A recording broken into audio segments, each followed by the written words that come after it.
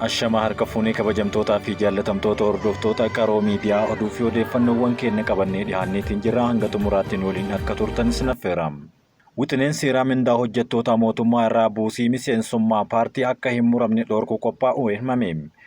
Boordiin filannoo biyyaalessaa Itoophiyaa waajjiraalee mootummaa mindaa hojjettootaa isaanii irraa miseensummaa paartii siyaasaatiif kallattiin guutuudhaan paartiiwwaniif akka hin muramne dhorkuudhaaf wixineen seeraa qopheesseera. Wixineen labsii boordii filannoo biyyaalessaa Itoophiyaa dhiheesse kanarratti dhimmoota haaraa paartiilee siyaasaa ilaalchisuun hammate keessaa tokko mindaa galii paartiilee siyaasaa kan ilaallatudha. Wixineen kun kaadhimamaan paartii siyaasaa kennaa yookiin deeggarsa nama kamiifuu kennuuf dhuunfaadhaan akka hin fudhanne dhorkeera.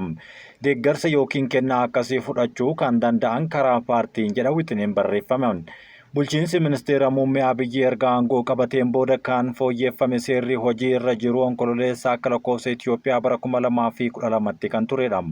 Wixineen fooyya'insi ammaa kunis baatii amajjii darbeerra eegalee qaamoleen dhimmi ilaallatu waliin marii irratti taasifamaa jira. Wixineen fooyya'insa dambii filannoo haaraa kutaalee 9 fi boqonnaawwan 177 caaseffame kun filannoo akkasumas galmee paartilee fi dhimmoota sochii ilaallatan irratti jijjiirama taasisuun odeeffatameera. Itoophiyaatti ji'oottan 6 darban keessa haadholii 620 fi daa'imman 352 dahumsaan wal qabatee balaan du'aa isaan mudachuun himame. Bara baajataa kana ji'oottan 6 darban keessatti haadholii 620 sababa da'umsaatiin wal qabatee fi daa'imman 352 ammoo beelaan du'uu isaanii Inistituutiin Fayyaa Hawaasaa Itoophiyaa beeksiseera. Dhaabbatichi kana kan beeksisee gabaasa raawwii hojii walakkaa waggaa gurraandhala 2025 mana maree bakka bu'ootaatti koree dhaabbii dhimma fayyaa misooma hawaasummaa aadaa fi ispoortiif dhiheesseen ta'uu gaazexaan riippoortar gabaasa isaa keessatti eereera. Akka gabaasa kanaatti haadholiin 620 ta'an sababa dahumsaan wal qabatee du'uu isaanii kan ibsame yommuu ta'u sababbiin du'aa isaanii garuu bal'inaan ibsamuu dhabuun isaa koreen dhaabbii mana marichaan gaafii kaaseera. Miseensa koree dhaabbii kan ta'an obbo Tasfaahun Boggaala gabaasa kana irratti hundaa'uudhaan gaafilee kan kaasan yommuu ta'u sababbii du'aa haadholee da'umsaan wal qabatee lubbuu isaanii dhaban maaliif bal'inaan akka ibsuun hin danda'amne gaafataniiru. Gama biraatiin ji'oottan 6 darban keessatti hanqinni nyaataa hamaan biyyattii keessatti mudachuu gabaasichaan kan akeekame yommuu ta'u kanarraa kan ka'e daa'imman 352 du'uu fi daa'imman 232 ol ammoo dhukkubsachuun isaa ibsameera. Kana malees weerarri busaa hojiirra oolmaa karoora bara 2016 waliin wal qabatee yoo ilaalamu dachaa lamaan dabaluun lammiileen hedduu dhukkubsachuu fi du'aan sababa ta'uu kanneen jiranis himameetiin jira. Oromiyaa buqqaatota irraa bilisa gochuuf hojjetamaa jiraachuu mootummaan naannichaa ibse. Naannoo Oromiyaa dhuma baranaatti buqqaatota irraa bilisa gochuuf hojjetamaa akka jiru pirezidaantiin itti aanaa mootummaa naannoo Oromiyaa obbo Awwaluu Abdii dubbatan. Hanga ammaatti buqqaatota gara 900 ta'an qe'eetti deebisuus dubbateera. Obbo Awwaluun kana kan dubbatan yaa'ii caffee idilee 8ffaa waggaa 4ffaa bara hojii 6ffaa kaleessa gurraandhala 9/2025 gaggeeffame irratti gaafilee miseensa mana marichaa irraa ka'eef wayita deebii kennanittidha. Naannichatti waggoottan 4 darban keessatti buqqaatota miiliyoonaan lakkaa'aman akka turan kan ibsan obbo Awwaluun mootummaan hawaasaa waliin ta'uun namoota kanneen qe'ee isaaniitti akka deebi'aniif hojiin bal'aan taasifamaa akka jirus dubbataniiru. Bara baajataa isa dhumaatiif Oromiyaa buqqaatota irraa bilisa goonee namni qe'ee ofiitti deebi'ee deeggaramuu qaba jennee hojjechaa turreerra yoo xiqqaate nama miiliyoona 1 ol buqqa'ee alaa haa ta'u malee yeroo ammaa kana gara 900 kan ta'an qe'ee isaaniitti deebifneerra jechuunis kaasaniiru. Kana malee hanga dhuma bara 2017 kanatti buqqaatota guutuu isaanii qe'ee isaaniitti deebisuu fi deeggarsa barbaachisaa ta'e bakkuma isaan jiranitti qe'ee isaaniitti akka argataniif hojjechaa jiraachuu himaniiru. Buqqaatonni Jimma keessa jiru Wallaggaa aanaalee Saasiggaa fi Haroo Leemmuu keessa kan jiru akkasumas Baalee Bahaas jiru Boorana keessa aanaalee Goomolee fi kanneen biroo keessas ni jiru jechuun dubbateera. Isaan kana adda baafnee bara bakkeewwan nu hafe kanarratti baruma kana xumurree buqqaa irraa bilisa goona jennee hojjechaa jirra jechuun dubbateera. Obbo Awwaluun bara itti aanu ammoo namoota kanneen guutumaa guututti deeggarsa irraa bilisa gochuun mootummaan naannichaa karoora baasii hojjechaa akka jiru ibseera. Sagantaa deeggartummaa irraa gara oomishtummaa jedhuun buqqaatota deeggarsa irraa bilisaa ni taasifna jechuunis dubbateera. Haa ta'u malee rakkoolee uumamaa mudachuu malan kanneen akka hongee fi kanneen biroof deebii barbaachisaa akka laatamuuf karaan buusaa gonofaatiin qophiin godhamaa akka jirus ibseera. Naannoo Oromiyaatti walitti bu'iinsii fi hongeen waggootaaf jiraattota naannichaa goolaa jiran dabalatee sababoota garaagaraatiin lammiileen miiliyoonaan lakkaa'aman qe'ee isaanii irraa buqqa'uun rakkoo hamaadhaaf saaxilamaa turaniiru. Dhaabbata mootummoota gamtoomaniitti waajjirri dhimma buqqaatota gabaasa adoolessa bara 2024 keessa baaseen naannoo Oromiyaatti lammiileen sababa walitti bu'iinsaa fi hongeen qe'ee isaanii irraa buqqa'an miiliyoona tokko ol darbuu himeera. Gabaasni kun akka ibsetti buqqaatonni harki caalaan 65 sababa walitti bu'iinsa naannoo isaaniitti uumameen qe'ee isaanii irraa kan buqqa'an yommuu ta'u, 18 ammoo sababa hongeetiin kan buqqa'an ta'us eereera. Kana malees gabaasa Addis Istaandard ji'a bitootessaa bara 2024 keessa hojjetee maxxanse akka ibsutti namoonni lixa Oromiyaa keessatti sababa walitti bu'iinsa namoota mootummaa fi hidhattoota al-idilee hirmaachiseen qe'ee isaanii irraa buqqa'an rakkoo hamaaf saaxilamaa akka isaan jiran maxxansee ture. Haaromsi dinagdee ulfaataan Itiyoophiyaan taasiftee bu'aa guddaa argamsiisuuf akka jiru hooggantuun IMF ibsite. Daarektarri ol aanaan fandii maallaqa idil addunyaa IMF Kiristiinaa Joorjiivaa rakkoo cimaan jijjiirama dinagdee guddaa Itiyoophiyaa mudachuu eeruun rakkoo kana furuuf yeroo fudhata jechuun dubbatteerti. Kiristiinaan daawwii guyyoota lamaa tibban Itiyoophiyaatti taasiftee booda ibsa miidiyaaleedhaaf laatteen bu'aa jijjiiramaa kana argachuuf uummanni biyyattii tokkummaa isaa akka tiksu jechuun jijjiiramni kun bu'aa guddaa akka argamsiisus dubbatteerti. Sagantaa jijjiirama Itiyoophiyaan eegaltee ulfaataadha yeroos kan fudhatudha haa ta'u malee badhaasa hedduu ni fida jechuun Joorjiivaan dubbatteerti. Itiyoophiyaan wantoota ittiin boontu hedduutu jira jechuun guddinni dinagdee 8.1 bara darbee galmeeffame isa IMF tilmaamee 6.1 ture caaluu dubbatte. Daawwiin Joorjiivaan taasifte kun haaromsa gibira biyyattiin dhiheenya kana raggaasisuun rakkoo sirna gibiraa dhaabsisuudhaaf gibira bilisaa irratti sirreeffama taasisuuf murteessu hordofeeti. IMF gabaasa amajjii 29 bara 2025 dhiyeesseen meeshaaleen alaa galan irra qaraxa kaa'uun galii gibiraa guddisuu dabalatee jijjiirama dinagdee guddaa gooroo Itiyoophiyaan adeemsisaa jirtuu fi konkolaataa motoraa irraa gibira kaa'uu hordofeeti jetteerti. Haa ta'u malee gochaan Itiyoophiyaa galii gibiraa guddisuuf jijjiirama dinagdee guddaan adeemsifamaa jirtu maatiilee galii gadi aanaa qaban irratti dhiibbaa humnaa ol ta'e uumuun qaala'insa jireenyaa hammeesseera. Jijjiiramni dinagdee gooroo akka gatii humna ibsaa dabaluu, gibira dabaluu fi gatiin tajaajilaa ol ka'uun maatiileen galii gadi aanaa qaban dhiphachuu gabaasni kanaan duras galmeeffamee ture. Qaala'insa jireenyaa to'achuu fi mindaa hojjettoota mootummaa sirreessuu haa yaaluu malee sirreeffamni kunis namoota galii gadi aanaa qaban daran kan hubu ta'uu ogeeyyiin garaagaraa kanaan duras himaa turaniiru.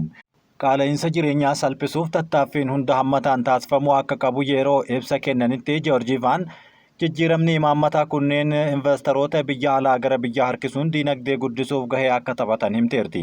Gabaasa biraa IMF baaseen walakkaa fi xumura bara 2025 keessatti qaala'insi jireenyaa Itiyoophiyaa 25% akka gahu shallageera. Haa ta'u malee bara 2028 gara dijiitii tokkootti akka gadi bu'us tilmaame. Qaala'insi jireenyaa nyaataa fi nyaata hin ta'inii jiru fulbaanaa keessa 19 ture sadaasa keessa gara 17tti gadi bu'u odeeffannoon mootummaan baase garuu ni agarsiisa. Daawwannaa taasifte kanaan Joorjiivaan ministeera muummee Itiyoophiyaa Dr. Abiyyi Ahmad, ministeera faayinaansii Ahmad Shidee fi bulchaa baankii biyyaalessaa Maammoo Mihiratuu quunnamteerti. Gargaarsa teeknikaa faayinaansii IMF itti fufiinsa nuuf taasisaa jiruu fi beekamtii ni kenninaa tattaaffii Joorjiivaan akka dhuunfaatti jijjiirama dinagdee Itiyoophiyaa tumsuuf taasiftus ni jajjabeessinaa kan jedhan ministeerri muummee Itiyoophiyaa Dr. Abiyyi Ahmad fuula miidiyaa hawaasaa isaanii irratti maxxanseera. Itiyoophiyaan ji'oottan 6 darban keessa imaammata dinagdee gooroo maallaqa sharafa alaa fi seektara faayinaansii hojiirra oolchaa kan jirtudha. Murteen kun gabaasa sharafa alaa walaba ta'e kan xumura adoolessa 2024 keessa hojiirra oolee ture keessatti kan hammatudha. Jijjiiramni kun yaalii Itiyoophiyaan deeggarsa maallaqaa Biriteen Wuudis kan akka IMF fi baankii addunyaa argachuuf taasiftus kan wal qabatudha.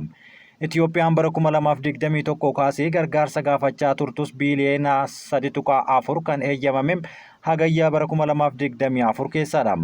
Gulaalli liqii Itoophiyaa marsaa lammaffaa goolabamuu amajjii 17 bara 2025 IMF ifoomsee turem mallaqa biiliyeena 1.61 Itoophiyaadhaaf raggaasisuus himeera. Baankiin biyyaalessaa ibsa miidiyaa hawaasaa irratti baaseen gargaarsi maallaqaa IMF taasisaa jiru murteessaa ta'uu eeruun gahee biyyattiin qabdu dhibbantaa 85 kan gahu jechuun dubbateera. Baankichi gargaarsi kunis gargaarsa kanaan dura biyyattiin taasifte akka caalu ibseera.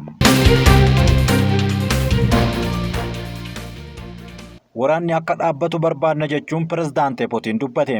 Pirezidaantiin Ameerikaa Doonaald Tiraamp gita isaanii Raashaa Vilaadimiir Putin waliin akkaataa waraana Raashaa Yukureen dhaabuun danda'amu irratti bilbilaan mari'ataniiru. Waraanni Raashaa Yukureen akka dhaabbatu ni barbaadna kan jedhan pirezidaantiin Raashaa Vilaadimiir Putin haasaa bilbilaan Tiraamp waliin taasisaniin dubbateera. Wanti irratti walii galan ifatti beekamuu baatus hooggantoonni lama waraana waggoota lakkoofsise kana akkaataa dhaabuun danda'amu irratti mari'achuu isaanii ejensiin Anaadooluu Niiw Yoork Poost wabeeffachuun gabaaseera. Putiin waraanicha dhaabuun wareegama lubbuu dargaggoota Raashaa fi Yukureen oolchuu akka barbaadu ta'uu marii bilbilaan taasifameef naaf himaniiru jechuun pirezidaantiin Ameerikaa Doonaald Tiraamp ibsa marichaa booda dubbateera. Imaammanni alaa bara bulchiinsa Joo Baayiden baha Awurooppaa ilaalchisee dogoggora qaba kan jedhan Tiraamp bulchiinsi isaanii garuu waraana waggootaaaf ture kana akka hambisu ni mirkaneessa. Waraanicha saffisaan akka dhaabbatu Ameerikaan hojjechaa jiraachuu dubbataniin pirezidaantiin itti aanan Ameerikaa J.D. Vance dhimmicha ilaalchisee torbee dhufu pirezidaantii Yukureen Volodimir Zelenskii waliin mariin akka godhus dubbataniiru. Loltoonni Israa'el zoonii waraanaa Gaazaa lamatti hiree keessaa bahuun himame. Loltoonni Israa'el koriidarii Naatzaarim jedhamu zoonii waraanaa kan kaaba Gaazaa Istiriippii fi kibba lamatti hiru keessaa bahaniiru. Loltoonni Israa'el bahuu hordofee lammiileen Filisxeem 100tti lakkaa'aman konkolaattotaa fi gaariidhaan meeshaa uffata fe'atanii gara kaaba Gaazaatti yeroo deebi'anis mul'ateera. Loltoonni Israa'el bakka kanaa bahuun bu'uura waliigaltee dhukaasa dhaabuu Israa'elii fi Hamaas gidduutti amajjii 19 irra gahameen kan raawwatamaa jiru yommuu ta'u, erga waliigalteen kun hojii irra oolee Israa'eloonni butaman 16 fi hidhamtoonni Filisxeem 566 gadhiifamuunis dhagahameera. Dhuma sadarkaa jalqabaa hojii irra oolmaa dhukaasa dhaabuu torban 3 turu keessatti ammoo namoonni butaman 33 fi hidhamtoonni 1900 ni gadhiifamu jedhamee eegama.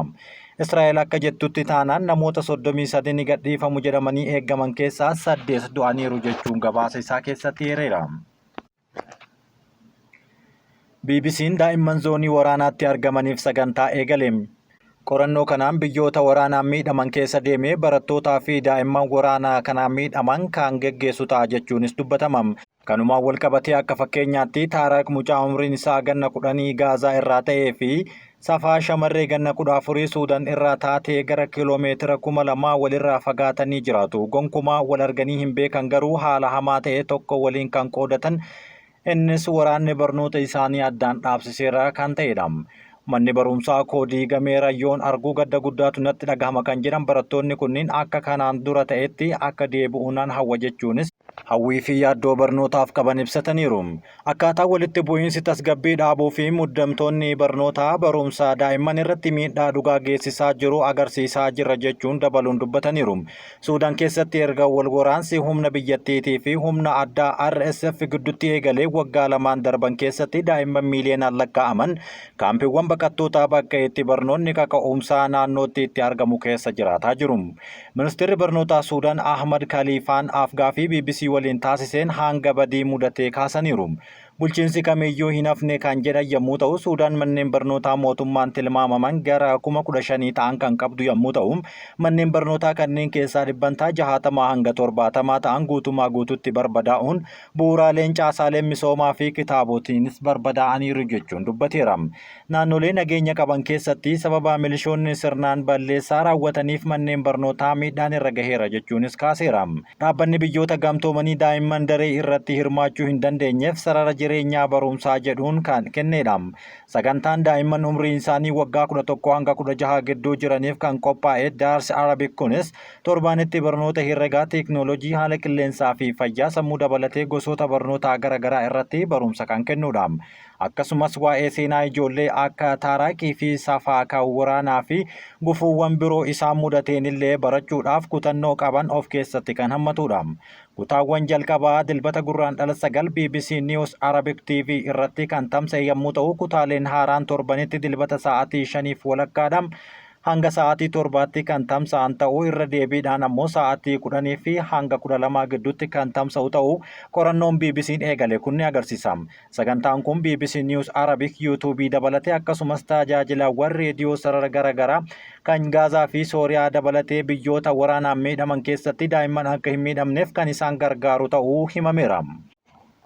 Tiraamp sibiilaa fi almuuniyeemii biyya alaatii galu hundarratti qaraxa 25% akka kaa'u himeera.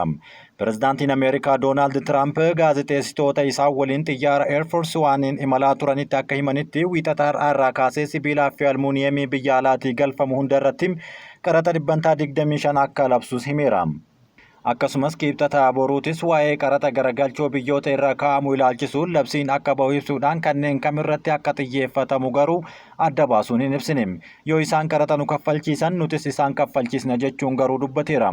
Kanumaan wal qabatee Tiraamp haasaa kanaa yeroo hin xumuritti Kaanaadaan isteetii 51ffaa taatee arguu akka barbaadu deebii kana dubbataniiru.